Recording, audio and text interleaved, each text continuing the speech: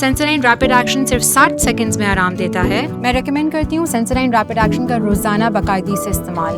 Patients वापस आके बताते हैं इट वर्क्स। अगर आपको बहुत ज़्यादा पसीना आ रहा है या आपकी बॉडी में से बहुत ज़्यादा स्मेल आ रही है तो आज की वीडियो आपके लिए। अस्सलाम वालेकुम, my name is doctor Shahbaz Ali. I am a consultant dermatologist and aesthetic physician. आज एक अहम टॉपिक पे बात करेंगे जो कि है हाइपरहाइड्रोसिस। पसीना जो है वो नॉर्मली हमारी बॉडी में प्रोड्यूस होता है और ये एक प्रोटेक्टिव मैकेनिज़्म है जिसकी वजह से हमारा जब भी बॉडी का टेम्परेचर बढ़ता है तो नेचुरली हमारा जो दिमाग है वो हमारी स्किन को ऑर्डर करता है to produce more and more sweat, जिसकी वजह से क्या है कि हमारा बॉडी का टेम्परेचर इक्वलाइज हो जाता है, नॉर्मलाइज हो जाता है। लेकिन जब यही स्वेट जो है वो एक्सेसिवली प्रोड्यूस होना शुरू हो जाए तो ये नेमत भी एक जहमत बन जाती है और इस टर्मिनोलॉजी को मेडिसिन में हाइपरहाइड्रोसिस कहते हैं।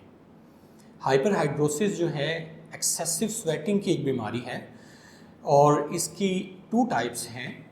Number 1 is primary hyperhidrosis, number 2 is secondary hyperhidrosis. Primary hyperhidrosis जो है उसकी नॉर्मली कोई वजह मालूम नहीं होती, लेकिन ये जेनेटिक्स में हो सकता है और इसकी डिफरेंट टाइप्स हैं। जैसे जो है पामोप्लांटर हाइपरहाइड्रोसिस जो कि हाथों और पाँव पे आती है, और इसके अलावा फेशियल हाइपरहाइड्रोसिस जो कि सिर्फ फेस पे आती है या स्कैल्प पे आती है, और इसके अलावा एक और भी टाइप है जो कि बगलों में और टांगों के दरमियान आती है। फिर सेकेंडरी हाइपरहाइड्रोसिस आता है। Secondary hyperhidrosis is actually due to any disease और उसमें ज़्यादा जो कॉमन है वो डायबिटीज़ है या हाइपरथायराइडिज्म है जिसकी वजह से एक्सेसिव स्वेटिंग होती है। या ये जो सेकेंडरी हाइपरहाइड्रोसिस है it can also be due to some drugs like anti depressants, जैसे ट्राईसाइक्लिक एंटी डिप्रेसेंट्स हैं, और उसके अलावा पेन किलर्स भी जो है वो इसकी वजह बन सकते हैं, जैसे ओपियाइड एनाल्जेसिक्स। फिर हम आते हैं कि इसकी क्या क्या कॉम्प्लिकेशंस हो सकती हैं। हाइपरहाइड्रोसिस जो है जब वो एक्सेसिवली वहाँ पे स्वेट इकट्ठा होता है तो वहाँ पे बैक्टीरिया और फंगाई ओवरग्रो कर जाते हैं, जिसकी वजह से हमें डिफरेंट स्किन कंडीशंस जो हैं उनका सामना करना पड़ता है। सबसे जो कॉमन है उसको ब्रोमहाइड्रोसिस कहते हैं और आम जुबान में हम उसे बैड स्मेल या बैड ओडोर कहते हैं। सेकंड जो कॉमन चीज़ है उसको कहते हैं इंटरट्राइगो या फंगल इन्फेक्शन भी कहते हैं, जो कि हमारे आम तौर पे ग्रॉइन एरिया में आता है या ब्रेस्ट के नीचे आता है या आर्मपिट्स में आता है।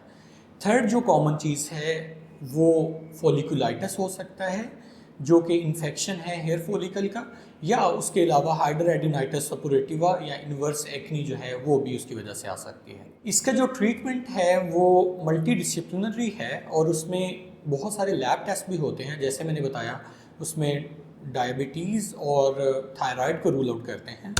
उसके अलावा उसमें आपकी डाइट का कंट्रोल भी जो है वो आपको बताया जाता है। सबसे पहले सल्फ़र कंटेनिंग जो डाइट है वो आपको बताई जाती है। फॉर एग्ज़ाम्पल उसमें अनियन और garlic as well as meat वो आपने कम से कम यूज़ करना है। फिर उसके अलावा क्रूसीफेरस जो वेजिटेबल्स होती हैं लाइक ब्रोकोली, कैबेज, ये आपने कम से कम यूज़ करनी है। ये जितना कम इस्तेमाल करेंगे उतना जल्दी ये आपकी कंडीशन ठीक हो जाएगी। सेकेंडली जो चीज़ हम इस्तेमाल कर सकते हैं वो है प्रोटेक्टिव क्लॉथिंग। प्रोटेक्टिव जो क्लॉथिंग है वो हम इस्तेमाल ऐसे करेंगे कि एक तो हम अपने आर्मपिट्स में और ग्रॉइन के एरिया में और पाँव पे हम कोशिश करेंगे कोई कॉटन का क्लॉथ यूज़ करें। फॉर एग्ज़ाम्पल अगर हमने सॉक्स पहननी है तो हम सॉक्स जो हैं ब्रीदेबल और कॉटन की यूज़ करेंगे। अगर हम ग्रॉइन में हमें ये मसला आ रहा है तो उसके लिए अंडरवियर जो यूज़ करेंगे वो बॉक्सर होगा और 99% कॉटन या 100% कॉटन का होगा। इसी तरह अगर हमें आर्मपिट्स में स्वेटिंग हो रही है तो वहाँ पे हम कोई कॉटन का टॉवल यूज़ कर सकते हैं। फिर इसके अलावा हमारे जो ड्रेसिंग है वो हमने कोशिश करना है कि टाइट ड्रेसिंग ना करें बल्कि ब्रीदेबल ड्रेसिंग करें। और हमारे जो जूते हैं उनको हम कोशिश करें या तो ओपन शूज़ पहने, लेकिन अगर हमने फिर भी बंद शूज़ पहनने हैं तो कोशिश करें कि उनको बीच में ऑफिस में उतार लें और अपने पाँव को ब्रीथ करने दें। थर्ड जो हमारा स्टेप है टुवर्ड्स, जो हमारा नेक्स्ट स्टेप है for the treatment of excessive sweating as well as for bad smell, वो हम कुछ मेडिकेशंस यूज़ करके उसको कंट्रोल कर सकते हैं।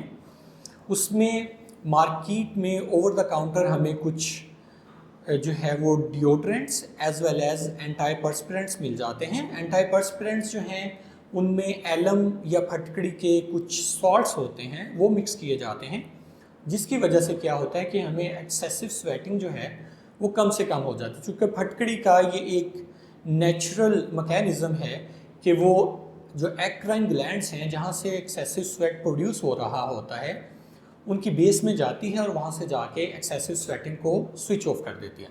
तो हम एंटाइपर्स्पिरेंट जो स्प्रेज हैं उनको हम नाइट टाइम में अप्लाई करें ताकि वो 8 से 12 घंटे वहाँ पे स्टे करें और उसकी वजह से हमारी जो स्वेटिंग है वो दिन में ना हो।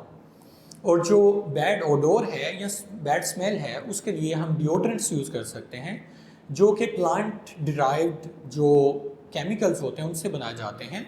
वो हम मॉर्निंग में यूज़ करेंगे ताकि हमारी जो आर्मपिट्स हैं या ग्रॉइंस हैं वहाँ से बैड स्मेल ना आए। इसके अलावा कुछ मेडिकेशन स्पेसिफिकली जो प्रिस्क्रिप्शन की बेस पे हम यूज़ कर सकते हैं, उनमें ग्लाइकोपायरोनियम और ऑक्सीब्यूटाइनिन है, जिसके बाज़ कंट्रीज़ जैसे यूएसए यूके में पैचेस भी मिल जाते हैं और उनके टॉवल्स भी मिल जाते हैं जो कि हम अफेक्टेड एरिया पे रात को रखेंगे और सुबह तक हमारी जो है वो स्वेटिंग कंट्रोल रहेगी। दे क्लेम कि ये 72 आवर्स तक आपकी स्वेटिंग कंट्रोल करते हैं। इसके अलावा हम कुछ और भी मोडेलिटीज़ यूज़ कर सकते हैं जैसे आयंटोफोरेसिस, जिसमें हल्का सा करंट एक पानी में से गुजारा जाता है, उसमें या तो फटकड़ी डाल दी जाती है, सोडियम क्लोराइड डाल दिया जाता है और उसमें हाथ और पाँव कुछ देर के लिए डिप किए जाते हैं और ये 14 to 15 डेज़ का ट्रीटमेंट होता है, जिसकी वजह से आपके हाथों और पाँव की जो स्वेटिंग है वो कम हो जाती है। फिर इसके अलावा अगर फिर भी ये चीज़ें कंट्रोल नहीं हो रही तो फिर हम ओरल मेडिकेशन की तरफ चले जाते हैं, जिसमें ऑक्सीब्यूटाइनिन और ग्लाइकोपाइरुलेट जो है उनकी टैबलेट्स मिल जाती हैं, वो हमें यूज़ करवाई जाती हैं। लेकिन उनके कुछ साइड इफ़ेक्ट्स भी हैं, लाइक उससे जो है कॉन्स्टिपेशन हो जाती है, हमारा माउथ जो है वो ड्राई रहना शुरू हो जाता है। तो इस वजह से वो किसी कंसल्टेंट डर्माटोलॉजिस्ट की प्रिस्क्रिप्शन पर ही आपको मिल सकती हैं, वैसे नहीं मिलेंगी। इसके अलावा एक बहुत इफ़ेक्टिव ट्रीटमेंट है जो कि हम इस्तेमाल कर सकते हैं और उससे हमारा एक जो गर्मियों का सीज़न है वो बड़ा अच्छा गुजर सकता है। उसे कहा जाता है बोटॉक्स। बोटॉक्स जो है बोटुलिनियम टॉक्सिन है एक्चुअली, जो कि हाथों, पाँव, बगलों या जो है हमारे ग्रॉइन एरिया में इंजेक्ट किया जाता है। तो वहाँ पे ये एक्राइन जो स्वेट ग्लैंड्स होते हैं उनकी प्रोडक्शन को कम कर देता है। एज अ रिज़ल्ट जब स्वेट कम प्रोड्यूस होगा तो हमारे डिफरेंट जो प्रॉब्लम्स हैं वो हल हो जाएंगे।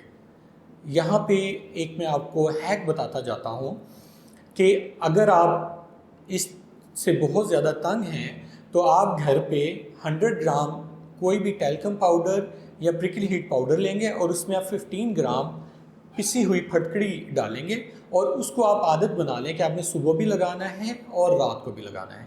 अगर आप इसको प्रॉपरली यूज़ करेंगे तो ये आपका जो मसला है ये बहुत हद तक ठीक हो जाएगा। फिर भी अगर आपका कोई इशू हो तो आप कमेंट्स में कमेंट करके उसके बारे में पूछ सकते हैं। Thank you so much. Pakistan के टॉप डॉक्टर्स के साथ अपॉइंटमेंट बुक करें, वो भी पेशेंट फीडबैक देखते हुए। आज ही ओला डॉक ऐप डाउनलोड करें। ओला डॉक, डॉक्टर का अपॉइंटमेंट आसानी से।